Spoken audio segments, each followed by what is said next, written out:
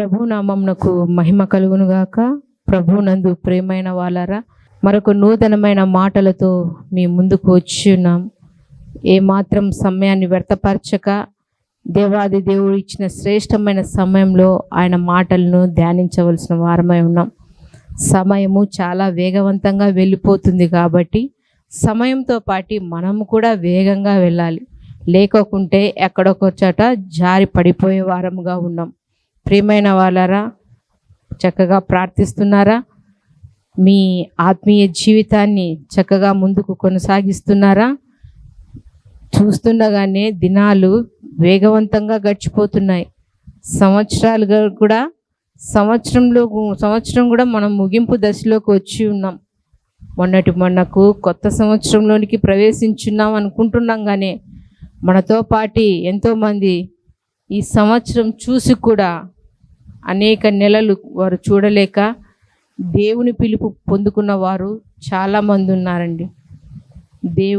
దేవుని దగ్గర చేరిన వారు చాలామంది ఉన్నారు. మనమైతే ఆయన సన్నిధానంలో ఉండి ప్రార్థిస్తూ ఉన్నాం. దేవా, మా కుటుంబాలను మీ కృపాహస్తాల కింద భద్రపరచు తండ్రిని. దేవుడు లేకోకుండా మృతి పొందిన వారు కూడా చాలామంది ఉన్నారండి.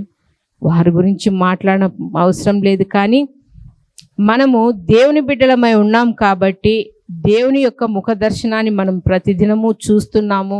ఆయన లేఖనాల ద్వారా ధ్యానిస్తూ ఉన్నాము.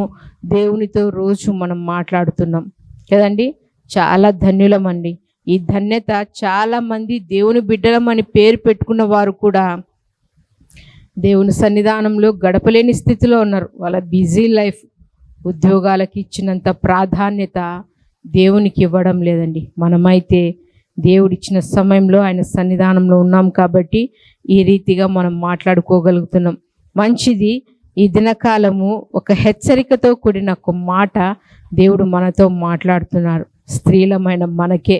ఎందుకంటే మనము కుటుంబానికి మూల కంభములుగా ఉన్నాం కాబట్టి మన ప్రార్థనల ద్వారా మన కుటుంబము కట్టబడుతుంది కాబట్టి మనల్ని హెచ్చరిస్తున్నాడు. ఏమన్నమాట అంటే, స్త్రీలారా ఈలాగు ప్రార్థన చేస్తున్నారా? ఏలాగు? ఒక స్త్రీని గత కాలంలో మీకు నేను పరిచయం చేసి ఉన్నాను, హన్నమ్మ గారిని కదండి. తనకున్న సమస్యను కోల్పోవడానికి, ఆ సమస్య తీర్చుకోవడానికి, లోకంలో వచ్చే నిందలు పోగొట్టుకోవడానికి, ఆ నిందలు భరించలేక దేవుని సన్నిధానానికి వచ్చి ఏ రీతిగా మొరపెట్టిందో, దేవుని ఏ రీతిగా గోచాడుకునిందో మనం కొన్ని మాటలు ధ్యానించినాం. అందులో ఇంకా కొన్ని దేవుని చిత్తమైతే ఇంకా కొన్ని మరి ధ్యానం చేద్దామని మీకు తెలియచేసినాను. ఎంతమందికి గుర్తుందో లేదో నాకైతే తెలియదు, కానీ నాకైతే గుర్తుంది. ఎందుకంటే పరిపూర్ణంగా ఒక వాక్యాన్ని సిద్ధపడినప్పుడు పరిపూర్ణంగా పంచుకోవాలి, కొరత ఉండకూడదు కదా. ప్రార్థించే స్త్రీలు పరిపూర్ణంగా ఉండాలి కాబట్టి మరొకసారి దేవుడు మనతో మాట్లాడుతున్నాడు. స్త్రీలారా ఈలాగు ప్రార్థన చేస్తున్నారా? ఏలాగు ప్రార్థన చేయాలి అంటే, సమూయేలు మొదటి గ్రంథము 1వ అధ్యాయము, సమూయేలు మొదటి గ్రంథము 1వ అధ్యాయము 15వ వచనంలో ఈ రీతిగా మాట్లాడుతున్నాడు దేవుడు మనతో. ఏమని?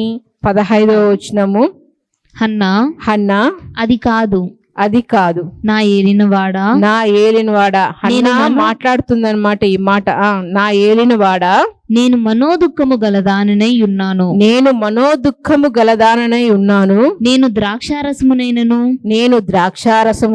మద్యమునైనను పానము చేయలేదు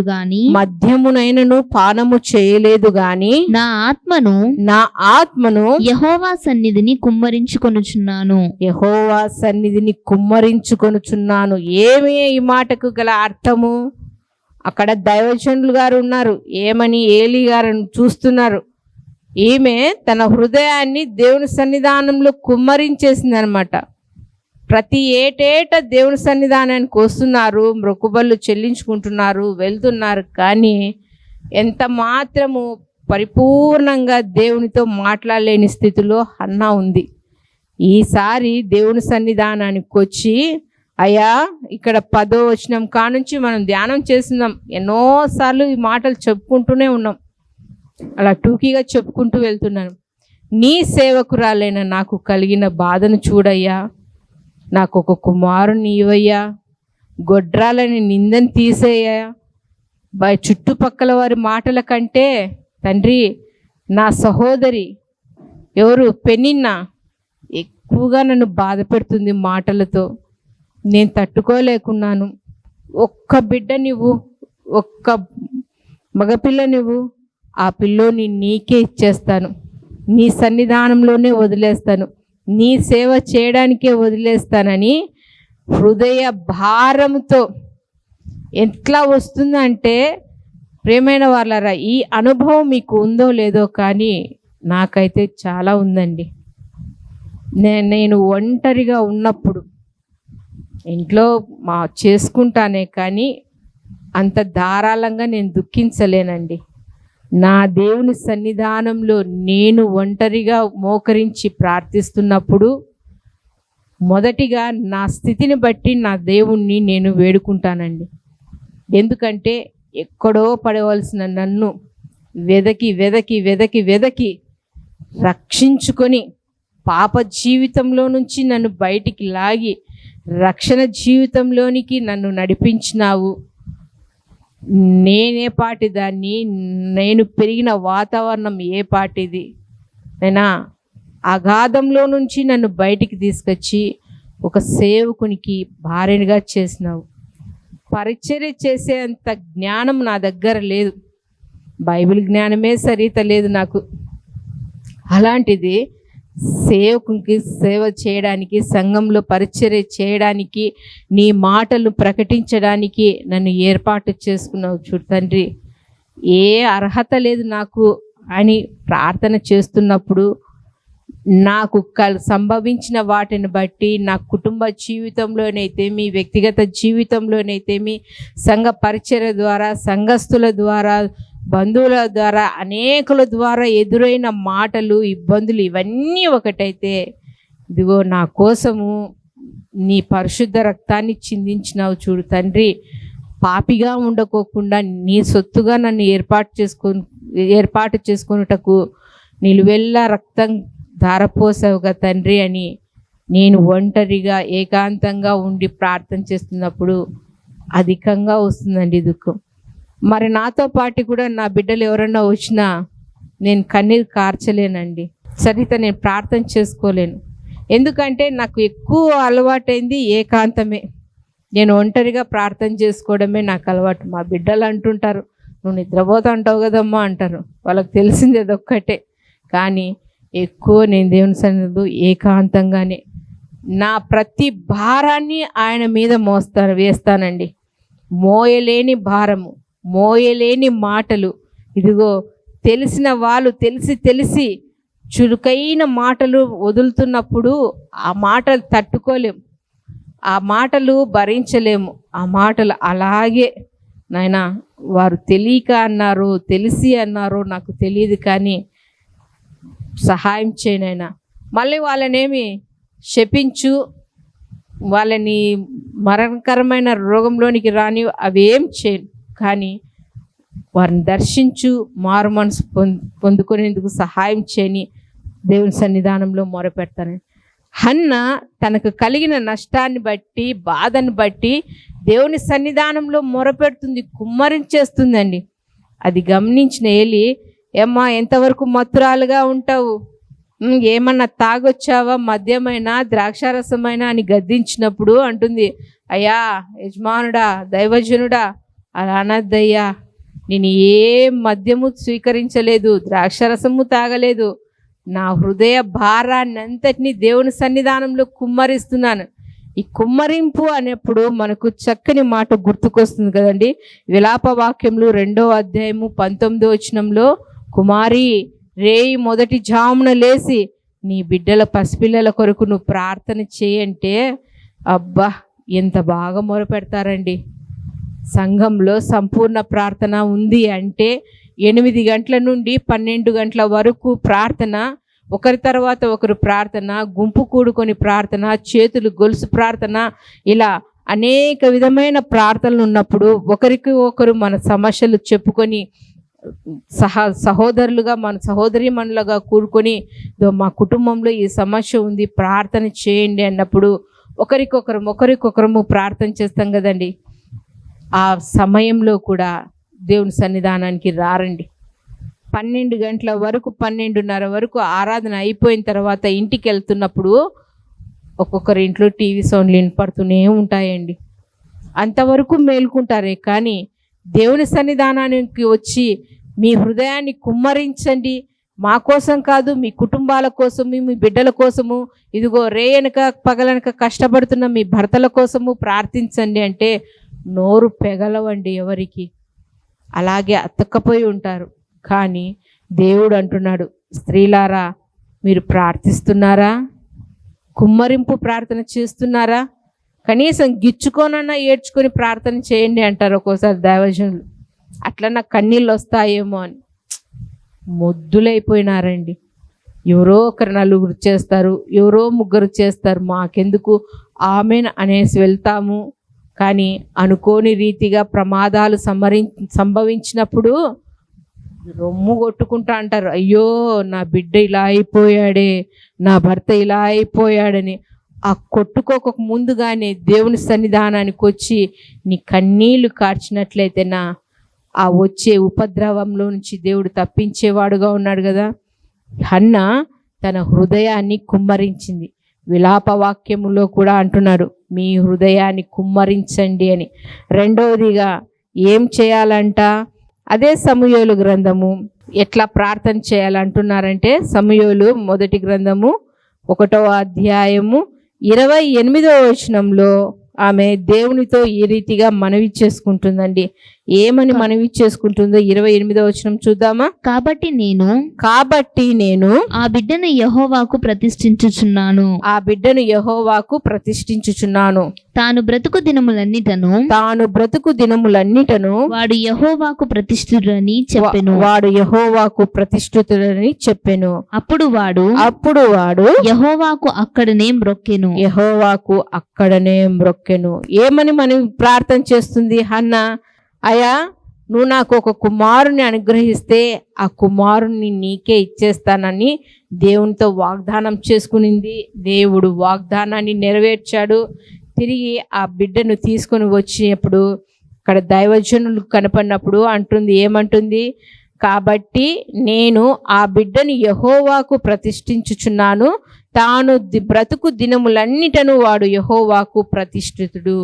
దేవునికే సమర్పించేసినాను, దేవుని సన్నిధానంలోనే ఆ బిడ్డను వదిలేస్తున్నాను, మొక్కుబడి చేసుకున్నాను, నా మొక్కుబడులు దేవునికి చెల్లిస్తున్నానని కదండి. చాలామంది పెళ్ళైన తొలి సంవత్సరంలోనే గర్భఫలం కావాలని దేవుని సన్నిధానంలో మొక్కుబడులు చేస్తుంటారండి.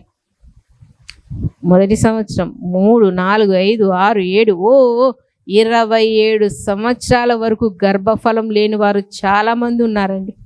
కానీ వారి యొక్క కన్నీటి ప్రార్థన ద్వారా దేవుడు వారిని దర్శించినప్పుడు తొలిత ఇచ్చిన మాట ఏమని?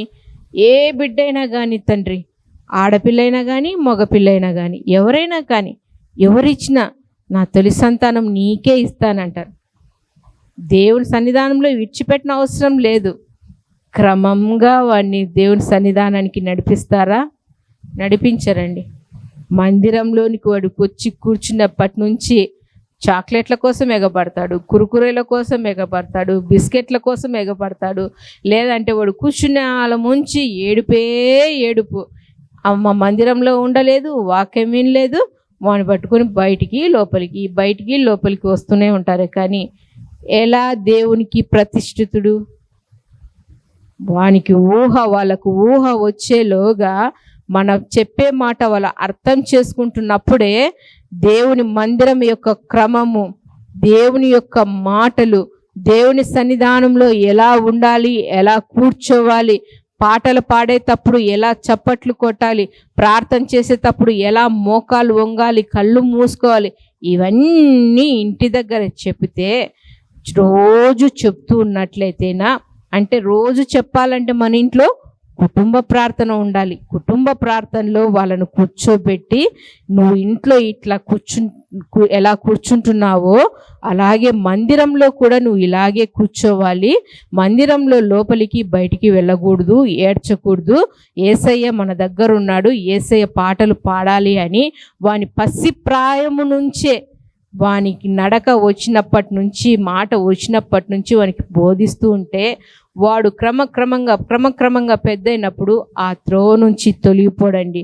అదే అంటున్నారు కదా, ఈమా హన్నా దేవునికి నేను ప్రతిష్ఠిత చేస్తున్నానని అని చెప్పిన రీతిగా మత్తయి సువార్త 20వ అధ్యాయము 20వ వచనంలో ఒక తల్లి కూడా దేవుని సన్నిధానంలో మనవి చేస్తుంది. ఏమని?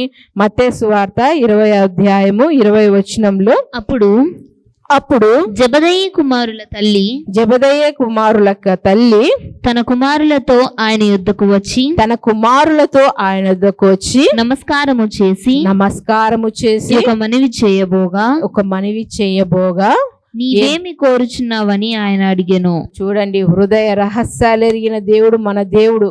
మన అంతరంగంలో ఉన్న దాగి ఉన్న మాట మన నాలుక మీదికి రాకముందే నువ్వు నేను ఏమి మాట్లాడతామో అది దేవుడు గుర్తెరిగిన వాడు. ఎందుకంటే మన చర్యలన్నీ ఆయనకు తెలుసు. ఈమె సలోమి దేవుని సన్నిధానానికి వచ్చింది, ప్రభుల వారి దగ్గరికి వచ్చింది. ఆయనకు వందనాలు చేసేలోగా, అమ్మా ఏం కోరుకుంటున్నావమ్మా నువ్వు? ఆమె ఇంకా చెప్పలేదు. తన మనసులోని భావంగా చెప్పకముందు ఏం కోరుకుంటున్నావు నువ్వు అంటే ఆమె ఏమంటుంది? అయ్యా, నా 2 కుమారులు నీ ప్రక్కన ఉండాల, కుడి వైపున ఒకడు, ఎడమ వైపున ఒకడు. వాళ్ళని నీకే అప్పగిస్తున్నాను అని. అప్పగిస్తున్నారా మీ బిడ్డల్ని దేవుని సన్నిధానంలో? ఒక చిన్న పరిచర్య కూడిక ఉంది అంటే యవన ప్రాయంలోకి వచ్చిన బిడ్డల్ని ఎంత త్వరితంగా మందిరానికి పంపిస్తున్నారండి? పంపించరు. అయ్యో, ఈరోజు యవనస్తుల కూడిక ఉంది, ముందుగా వెళ్ళి సంఘంలో పరిచర్య చేయాలి. సండే స్కూల్ పరిచర్య ఉంది, ముందుగా వెళ్ళి పరిచర్య చేయాలి. దైవజనులు వస్తారు, వారికి ఏం అవసరతలు ఉన్నాయో అక్కర్లు ఉన్నాయో, నీళ్ళు అయితే, కుర్చీ అయితే, వచ్చే వాళ్ళకు కూర్చోవడానికి కుర్చీలు అయితే, ఏమన్నా మందిరంలో పేపర్లు ఉంటే ఏ పరిచర్య చేయకూడదండి. అలా ఎవ్వరూ పంపరండి. అడగాల, ఏం నాయనా ముందుగా రావచ్చు కదా, ఏ పని లేకపోనీలేండి, కూర్చొని మనసారా దేవునితో మాట్లాడచ్చు కదా. ముందు తల్లిదండ్రులకు ఉండాలండి బాధ్యత. నా బిడ్డలు దేవుని సన్నిధానంలో ఉండాలని. హన్న ఏ రీతిగా దేవుని సన్నిధానంలో తన బిడ్డను ప్రతిష్ఠించుకునిందో, సలోమి తన 2 కుమారులను దేవుని సన్నిధానానికి అప్పగించేసి నీ వైపు, కుడి వైపున ఒకడు, ఎడమ వైపున ఒకడు, ఎప్పుడు నా బిడ్డలు ఉండాలని, దగ్గర ఉండాలని కోరుకునిందో, తల్లులుగా మనము కూడా మన బిడ్డలు దేవుని సన్నిధానంలో ఎదగాలని మనం కోరుకోవాలి, ప్రార్థించాలి. చివరిగా చూసినట్లయితేనా సమూయేలు మొదటి సమూయేలు గ్రంథము 2వ అధ్యాయము 10వ వచనంలో ఈ రీతిగా దేవుని మాట ఉంది. యెహోవాతో వాదించువారు నాశనమగుదురు. పరమండలములో నుండి ఆయన వారిపైన ఉరుము వలె వారిపై గర్జించును. లోకపు సరిహద్దులలో నుండి వారికి ఆయన తీర్పు తీర్చును. ఈమె కృతజ్ఞతతో కూడిన విజ్ఞాపన ఇలాగూ చేస్తుంది. 2వ అధ్యాయంలో చూసినట్లయితేనా, మరియు హన్న విజ్ఞాపన చేసి ఇలాగూ చేసిన, నా హృదయము యెహోవా యందు సంతోషించుచున్నది, యెహోవా యందు నాకు మహాబలము కలిగెను, నీ వలన రక్షణను బట్టి సంతోషించుచున్నాను. చాలండి. ఏమని ప్రార్థన చేస్తుంది? అయ్యా, నీ రక్షణను బట్టి నేను సంతోషిస్తున్నానండి. అదే జ్ఞాని అయిన సొలొమోను గారు అంటున్నారు, ఏమని? దేవుని యందు కొనియాడబడిన స్త్రీగా ఉండాలి అంటే సామెతల గ్రంథం 31వ అధ్యాయము 30వ వచనంలో చక్కని మాట ఉంది. ఒక్కసారి చదివి ముగింపులోనికి వద్దామా? 31వ అధ్యాయము 30వ వచనం. అందము మోసకరము, అందం మోసకరము, సౌందర్యము వ్యర్థము. సౌందర్యము వ్యర్థము. యెహోవా యందు భయభక్తులు కలిగిన స్త్రీ యెహోవా యందు భయభక్తులు కలిగిన స్త్రీ కొనియాడబడును. కొనియాడబడును. హన్నా కొనియాడబడిన స్త్రీగా ఉంది. తనకు సమస్య వచ్చినప్పుడు దేవుని సన్నిధానానికి వచ్చి మొరపెట్టింది. ఆ సమస్యను తీర్చుకోగలిగింది. దేవుని సన్నిధానంలో కొనియాడబడే స్త్రీగా ఒక శ్రేష్టమైన కుమారుణ్ణి పొందుకొని, ఎంత శ్రేష్టమైన వారంటేనా సమూయేలు గారు చేసినంత పరిచర్య ఎవరు చేయలేదండి. దాను మొదలుకొని బేర్షబా వరకు న్యాయకర్తగా ఉండి, పరిచారకుడిగా ఉండి, అంత మాత్రమే కాకుండా యాజకుడిగా ఉండి, రాజులకు సలహా ఇచ్చే సలహాదారులుగా ఉండి అనేకమైన పరిచర్యలు సమూయేలు గారు చేయగలిగినారు. అలా చేయగలడానికి గల కారణం ఎవరు అంటే తల్లి అయిన హన్నా. ప్రియమైన తల్లులారా, మీరు కొనియాడబడే స్త్రీలుగా ఉండాలంటే పైవచనంలో ఉంది కదా, అందం మోసకరం, సౌందర్యం వ్యర్థం. వీటికి ఇంపార్టెంట్ ఇవ్వకండి. తల్లి అయిపోయినాక వివాహం కానంత వరకు ఎన్నో స్టైళ్ళు పడతారు. ఎచ్చులు అంటారు మా భాషలో, రాయలసీమ కడప భాషలో అయితే ఎచ్చలు అంటారు. ఎచ్చులు పడాకండి, స్టైల్ కొట్టాకండి. వివాహం అయిపోతానే అవన్నీ వెళ్ళిపోతాయి, పక్కకి వెళ్ళిపోతాయి.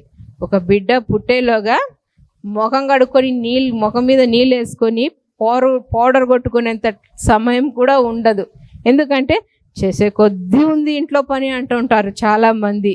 కానీ కొంతమంది ఉన్నారండి, బిడ్డల తల్లులైనా కానీ ఇంతవరకు గోర్లు పెంచుకొని దీనికి ఎల్లో, దీనికి బ్లూ, దీనికి రెడ్, రకరకాల నెయిల్ పాలిష్లు కొట్టి ఇక్కడ కొడతారు, ఇక్కడ కొడతారు పెయింట్లు.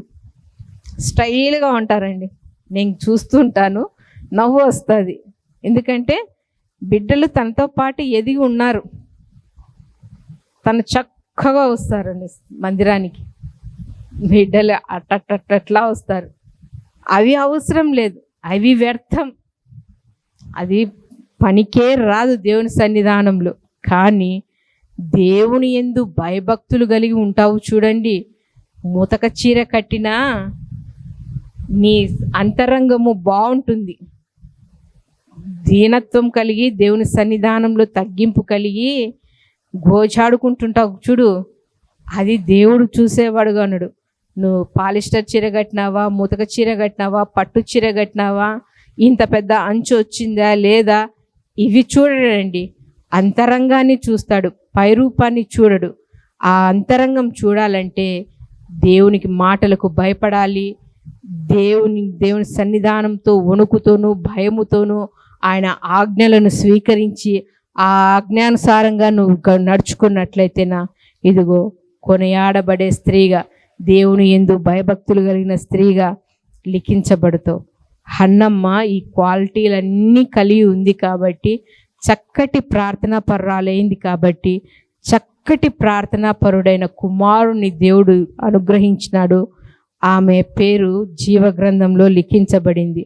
ప్రియమైన వాళ్ళారా, మీ పేర్లు నా పేర్లు జీవగ్రంథంలో లిఖించబడాలంటే పైరూపాన్ని కాదు, కానీ ప్రార్థనా జీవితాన్ని మెరుగుపరుచుకొని దినదినము దేవునిలో బలపడినట్లయితేనా మనము కూడా కొనియాడబడిన స్త్రీలంగా ఉంటాం. తలలు ఉంచండి, ప్రార్థన చేసుకుందాం. మహాపరిశుద్ధుడు అయిన మా ప్రియా పరలోకపు తండ్రి, గొప్ప దేవా, మీ ఘనమైన నామమునకు స్తోత్రములు చెల్లించుకుంటున్నాం. దేవా, స్త్రీలారా ఈలాగు మీరు ప్రార్థన చేస్తున్నారా అని ఒక హెచ్చరికతో కూడిన మాటను తండ్రి మీరు మాకు బయలుపరిచినారు తండ్రి.